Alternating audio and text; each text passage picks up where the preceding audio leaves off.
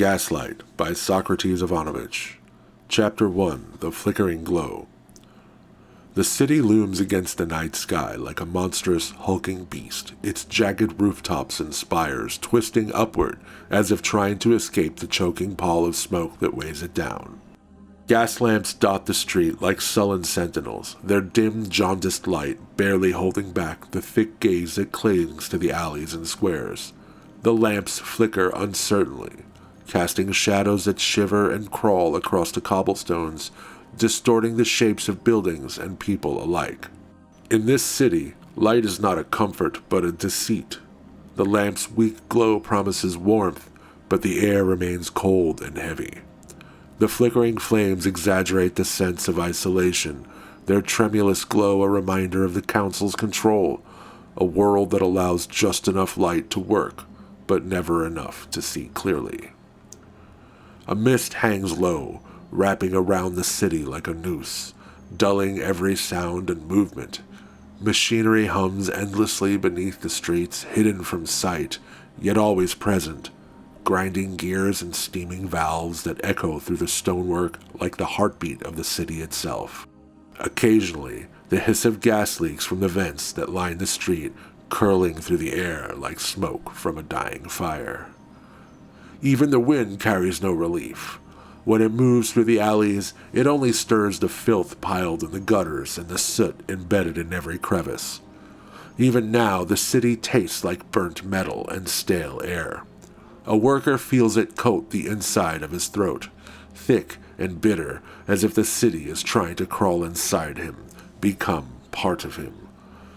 He walks the narrow streets alone, indistinguishable from other workers who drift like shadows hunched and silent. Every gaze is cast downward, every movement deliberate but lifeless, each person bound by invisible chains they have long stopped fighting against. The buildings press inward, stooping over the streets, windows shuttered like blind eyes.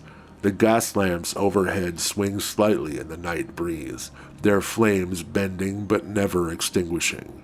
The city has rules, unbreakable, immutable rules, and the lamps are there to enforce them. They glow not to illuminate, but to confine. He works his way through the streets like a ghost, wrench in hand, checking valves and adjusting the flames within the glass chambers. His movements are smooth, practiced. Twist, release, tighten, repeat. This routine has long since become second nature to him, a rhythm that numbs the mind and leaves room for dangerous thoughts. Each flame flickers and sways, seeming to whisper its own quiet desperation. He knows every lamp by heart, their quirks, their malfunctions, the subtle ways they falter when the wind shifts. These lamps, like the workers, obey, but they are weary. He can feel it in the way their light shivers, as though waiting for the moment when they can finally extinguish themselves. He imagines that they, too, must dream of escape.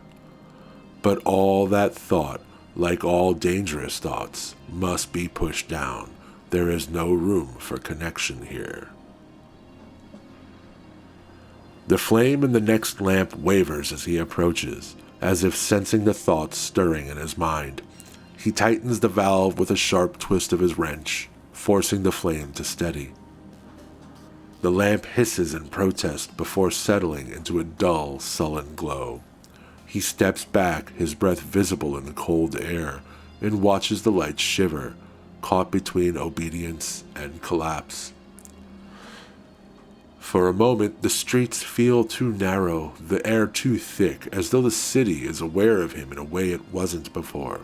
The walls of the buildings seem to lean in slightly, their shapes stretching in the corner of his eye. The street tilts just slightly, as if trying to guide him toward a darker path. He shakes off the thought and moves on, but the city shifts with him. The windows of the tenements reflect his shadow as he passes, warping it into a strange shape that seems larger, more imposing than it should be. The gas lamps ahead flicker in unison, their dim light faltering, casting the cobblestones in erratic patterns that resemble fractured glass. It is as if the city knows his thoughts, senses the small, flickering flame of rebellion hidden within him, and is warning him to extinguish it before it grows. But that flame refuses to die. As he moves further into the city's labyrinth, the fog thickens, and the gas lamp takes on a more sinister appearance. They sway slightly on their iron posts. As he moves further into the city's labyrinth, the fog thickens, and the gas lamps take on a more sinister appearance. They sway slightly on their iron posts, their light twisting into patterns that seem to pulse, as though the lamps are breathing in sync with the city itself.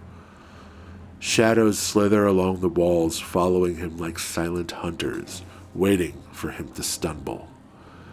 He stops at a corner and places his hand on a cold iron railing, steadying himself. The metal feels sharp against his skin, as if it resents his touch. He closes his eyes and draws in a slow breath, trying to quiet the storm in his mind. He knows better than to dream. He is Valor, 73rd of his name, but no one calls him that. To the people of the city, bar a few, he is nothing more than a worker, a faceless figure in a drab gray uniform, indistinguishable from the thousands of others who toil under the council's watchful gaze. Tonight he is performing his rounds as a utility worker, tasked with inspecting and maintaining the city's gas lamps. The council has deemed it a position of minimal importance, suited to one of his lowly status. His work is monotonous, repetitive. Every evening he moves from lamp to lamp, checking the valves, adjusting the flow of gas, making minor repairs as needed. It is a thankless task, one that offers no recognition, no reward beyond the barest necessities of survival. He moves quietly along the cobbled streets, his breath misting in the chill night air. Each lamp he passes casts a faint circle of light that barely reaches beyond the edge of the narrow sidewalks, leaving the rest of the world shrouded in darkness. The flame within each gas chamber flickers weakly, struggling to hold its shape against the smothering weight of the night. Valor bends to his task, his fingers deftly adjusting the valves, his expression set in grim concentration. To any observer, he would appear calm and composed, his gaze steady as he inspects each lamp with meticulous care. But beneath the surface, a storm churns within him. Anger, frustration, and something deeper, something sharper, gnawed his thoughts, twisting and turning like a knife lodged deep in his chest. He clenches his jaw, forcing himself to focus on his work, on the steady rhythm of his hands as they twist and turn the metal fittings. Focus, he tells himself. Focus on the task. Don't think, don't dream. But it is difficult. The monotony of his duties leaves too much room for thought, too much space for his mind to wander. And when it does, it often strays back to the beginning, to the cold, sterile halls of the training center, where his fate was sealed long before he even understood what it meant to have a name. But still, the dreams come, slipping through the cracks in his mind like gas through a leaking pipe. Memories surface again as vivid and sharp as the sting of cold air. The sterile halls of the training center, the chants of the instructors, the dull ache of punishment. And behind it all, the relentless message that has haunted him his entire life. Obedience is safety. Obedience is purpose. As he tightens a valve, a memory surfaces, unbidden and sharp. Valor is a child again, standing stiff and trembling in the cold, featureless halls of the training center. The walls are bare, the air sterile and empty, the light from the overhead gas lamps cold and glaring. He remembers the feeling of his head freshly shorn, the scratchy fabric of his uniform chafing against his skin. Rows of children stand beside him, each one rigid and silent, their eyes cast downward. An instructor, tall, severe, with a voice like a knife, paces before them, his black coat trailing behind him like a shadow. "Remember your purpose," the instructor intones, his voice echoing off the walls. "You are here to become useful, to become part of something greater. Do not think, do not dream. Obedience is safety. Obedience is purpose." The words had lodged deep in his mind, their weight pressing down on his spirit. Even now, years later, they echo in his thoughts like the relentless hiss of gas through a lamp's valve. He remembers the punishment for those who faltered, a boy dragged to the front of the room for failing to calculate a sum correctly. They forced him to kneel before class, head bowed, his shame displayed for all to see. The others, Valor included, were taught not to feel pity, but to see it as a lesson. Deviation would not be tolerated. The path was clear. Stray from it, and you would be broken. Obedience is safety. Obedience is purpose. The chant still clings to his mind like a noose. But within him, buried beneath layers of obedience, beyond the reach of the council's control, a flicker of something else remained. A flicker, faint and weak as the gas lamps he tended, but still alive. Valor blinks the memory away, wrenching his thoughts back to the present. The lamp before him hisses softly, the flame within it trembling against the glass as if unsure whether to persist. He tightens the valve one last time and moves on, his breath visible in the cold night air. The city presses down on him from all sides, a suffocating weight that settles over every street and alley, filling every crevice with smoke and shadow. Even the walls seem to lean inward, as though conspiring to trap him, to crush him under their weight. The gas lamps overhead sway slightly in the night breeze, their flames bending but never extinguishing. They are always watching, always waiting. Valor adjusts another valve, the wrench cold and heavy in his hand.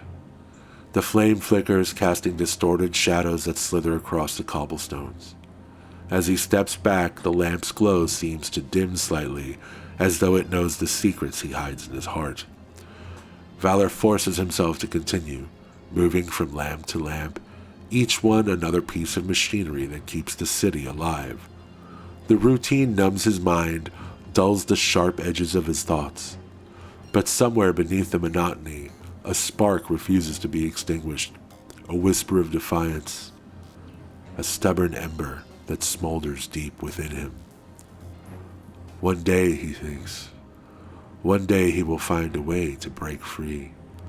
He will see what lies beyond the suffocating walls of this city. He doesn't know how or when, but the thought takes root in his mind, growing stronger with each passing moment. As he finishes his rounds, the gas lamps behind him flicker again, faint, hesitant, as if the city itself is holding its breath. The shadows shift strangely along the walls, and for a moment, it feels as though the buildings themselves are leaning in, narrowing the street, watching him go. Valor moves faster now, his steps quick and sure, as if the city's weight is pressing harder, trying to trap him before he can escape. He feels the air grow thicker, the shadows heavier, the light from the lamps more unstable, casting strange shapes that dance at the edge of his vision. But he does not look back. As he turns the final corner, the lamps overhead flare briefly, too bright, too sudden, before sputtering out for just a moment. In that brief darkness, the city seems to exhale, as if it has missed its chance to catch him. And then the lights return, steady once more. Something has changed. The flame within him burns a little brighter now as well. He is just Valor, 73rd of his name, a worker among thousands. But tonight, for the first time in a long while, he allows himself to hope. Somewhere, deep within the flickering glow of the gas lamps, the promise of freedom glimmers like a distant star.